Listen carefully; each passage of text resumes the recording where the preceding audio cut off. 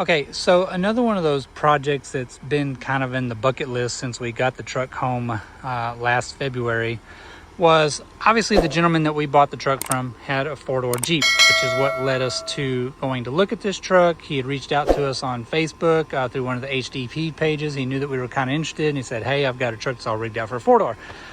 Long story short, you know all that past history. If you don't, go back and watch the rest of the videos. Anyways, the truck was already set up for his Jeep.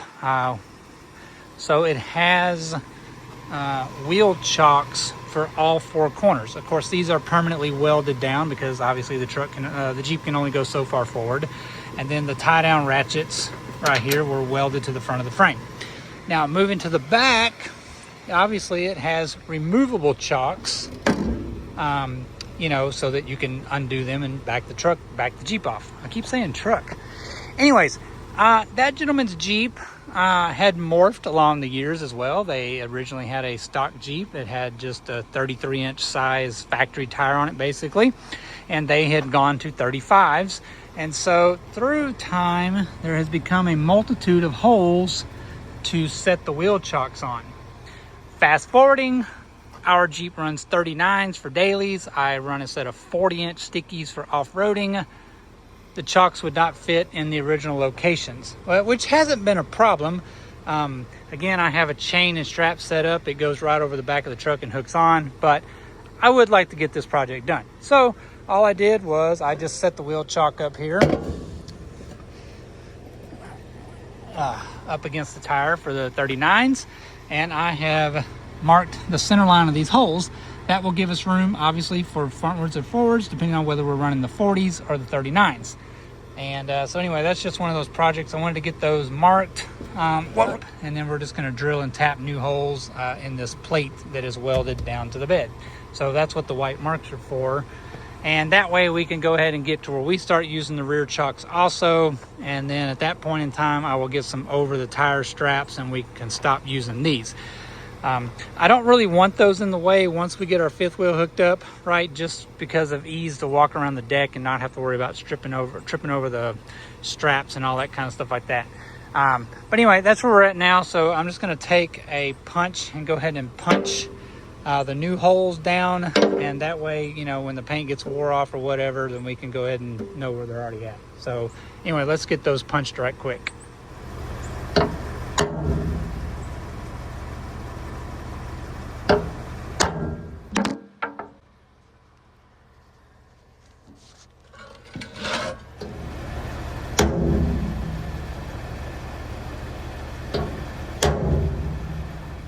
All right, so now all we got to do is start drilling them, and that'll take a little bit. It is pretty thick plate welded on top of the deck plate, so obviously we're gonna have to drill entirely through this plate plus through this, and then we will just re-tap them and have some new holes for our hold down chocks.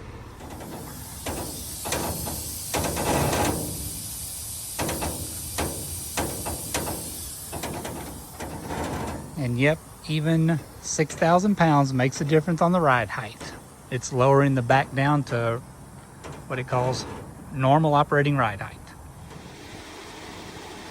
Well, I don't know what I measured off of last time, but I guess that's why you measure twice and cut once, huh? So I went ahead and swapped out the small tires for the big tires. Laugh out loud, right? Anyway, I got the 40-inch stickies back on there so we can check the chalk to make sure that I got the actual marks correct, which I did not, so I don't know what I measured off of, but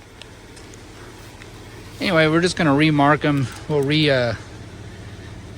re-punch the holes, and I mean, this side was pretty darn close, but that other side, shit, I don't know what I measured on that side.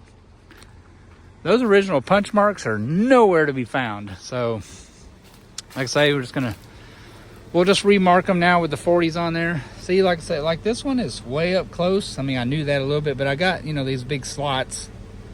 So we're just gonna back that one up a little bit. And this one, it wouldn't even have went, so I'm glad I didn't drill it.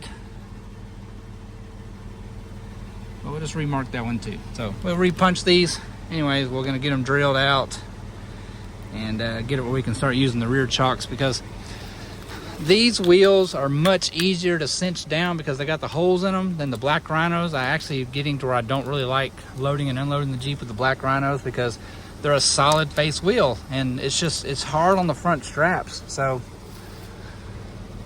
I'm gonna look into getting another set of bead locks for the 39s for the small tires, the dailies. But anyway, let's get those drilled so we can start using the chocks and we can wrap through the rim and just cinch them down.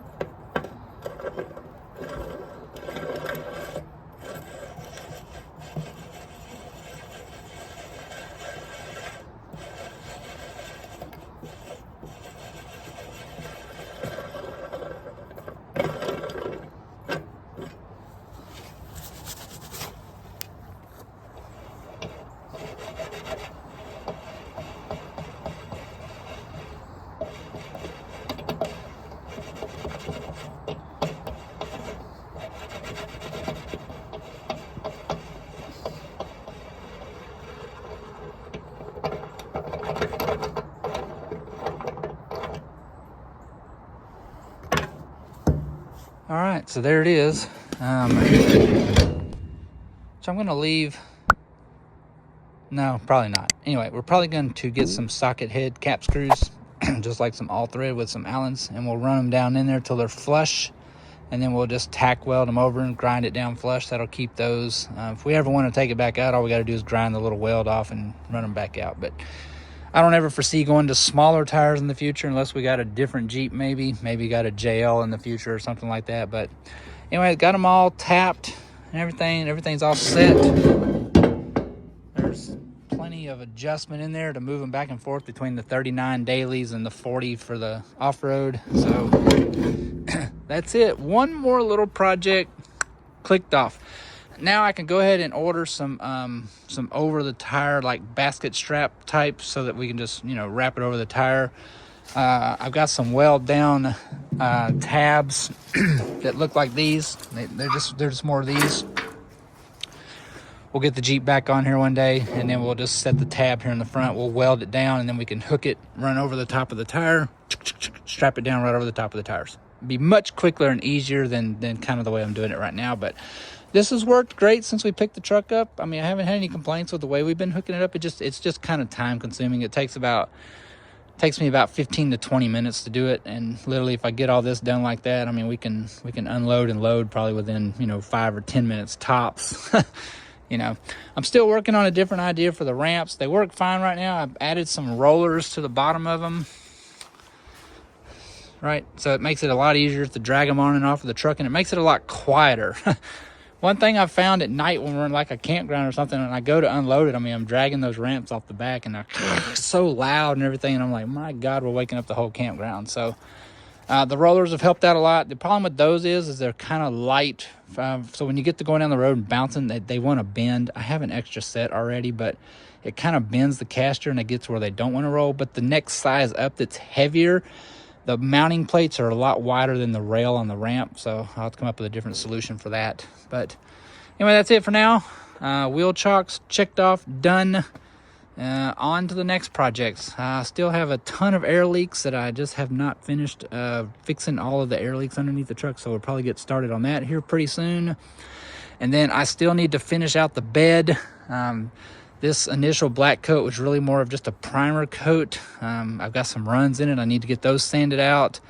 But it is starting to get cold here now. I mean, it's winter time here in Southeast Texas, so it's 85 degrees one day and 40 degrees the next day. So I have to find me a weather window so I can get that sanded down, scuff the bed back down real good, and then put a real good top coat of single stage with a lot of hardener in it over there, and be done with painting that. And of course, I still need to get the top done, bed linered.